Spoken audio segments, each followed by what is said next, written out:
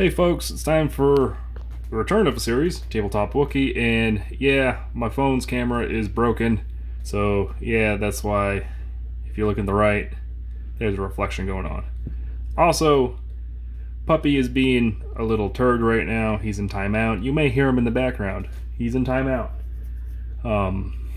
So yeah, that's my life right now. But Tabletop Wookie, let's bring this back. So my roommate Jay went to the Gypsy Tents over by, we call them the Gypsy Tents. They're this little flea market deal that's across the street from Charlotte Motor Speedway. Anyways, they got a bunch of weird stuff always, and he decided to get me a grab bag of stuff while he was there shopping for himself. And it's a bunch of wild, weird stuff, and there is a probably the greatest hat in my hat collection right now. So we will go, there's a stack of hero cards and there is a couple hats. First of all, is two of these. These are Carl Long 2005 McGlynn Motorsports or McGlynn Racing hero cards. These are nothing on the back because just Photoshop. It looks like it was printed at Kinko's. You got the car just floating in the air, Carl in the background, the grayscale gradient off of like Microsoft Word, whatever font that is, with the soft drop shadow, his website that's still running right now, that, and then the fuzzy McGlynn Racing, and then the whole thing's fuzzy. It is not well defined. I got two of these. He got me two of these. I'm gonna give one to Carl. So the other one's gotta go in my binder of fantastic stuff. Next one, you can already see a preview of it. It's the back. But it's a Robert Richardson R3 Motorsports North Texas Pipe Hero card. And look at Robert. Oh, absolute unit. Of course, what I call the Frankenpaula, Chevrolet's initial nationwide COT body, which it was not a good looking car. Thank God we got the Camaro. But yeah, they were rightfully. But yeah, R3 Motorsports was Robert's Xfinity team. They ran mostly single car with him, often splitting the season with another pay driver. They ran started in 06 in the truck series when he purchased the one truck's equipment from Ultra Motorsports. Then it moved up to Bush Nationwide in 07. And then kind of lingered around until 2014 when they sold off their shop and stuff to Viva Motorsports. But this is 2012. A 2012 from McKinney, Texas. Hobbies, racing, hunting, fishing, karaoke, and studio artwork. And yeah, Robert Richardson and R3 Motorsports, a forgotten footnote in the Xfinity Series history. Next is, you already saw Shane. It's a Shane Meal 2005 Winfuel Hero card. This is fantastic. You got, I love kind of poorly put together hero cards, and while compared to two, yeah, you got the green screen car and driver, but everything kind of seems better applied. You got Shane, a little bit of drop shadow around him.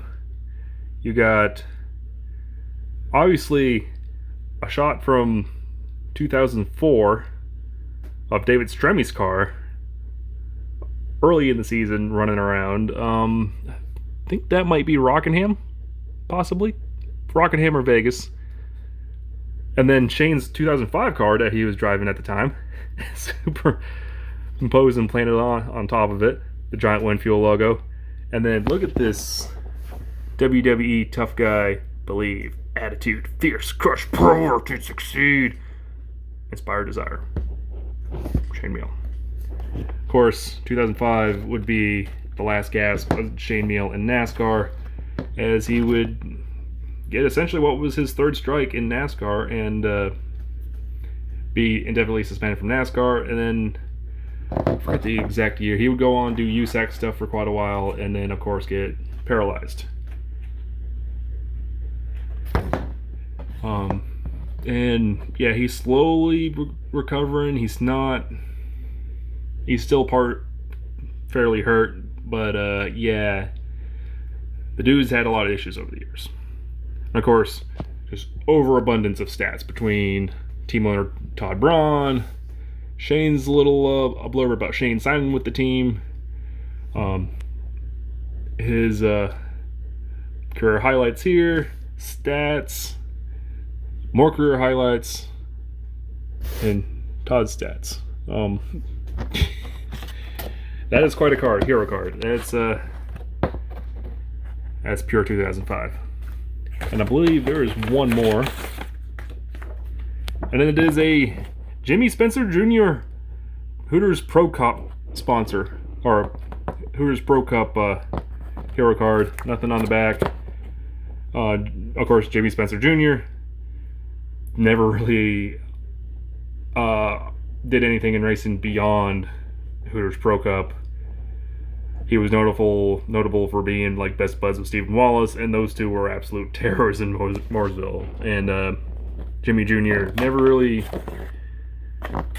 did much with a racing career. Stephen at least made it to the Nationwide Series and enjoyed a long and not really fruitful career driving his dad's equipment.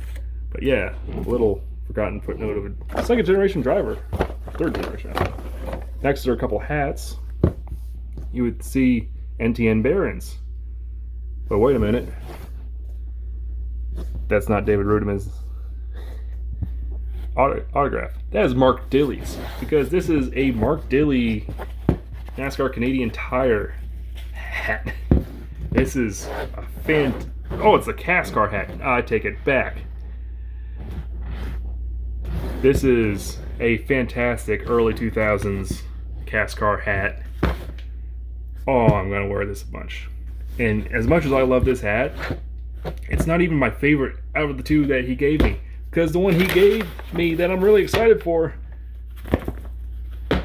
is a freaking brand new Angela's Motorsports hat. It's got the 03 on one side. Wired Flyer, the travel agency that had like 2 employees that the crew chief Harold Hawley found, investigated in January. He said, oh wait, this doesn't seem like they have the money to do this. Poor Michael McLaughlin involved in the middle of this. Funjet Vacations. Angela's Motorsports. I've never seen the actual logo for this team. Wiredflyer.com.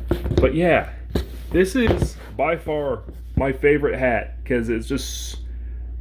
Slap Shoes just did another Liars and Cheats video on famous scumbags and racing, and he did a fairly decent summary of the whole Angela's Motorsports debacle.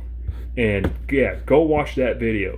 But the fact that a week or two later, Jay finds me an actual crew hat or a Mert, like a brand new, maybe worn once hat. This is oh, this is fantastic. Thank you, Jay. Thank you for making my night.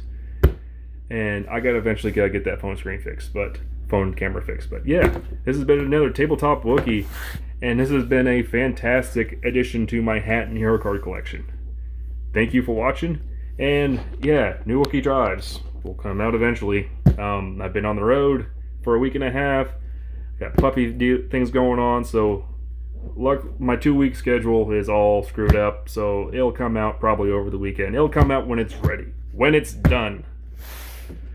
So I'm sure I'm making the microphone clip, but have a good day.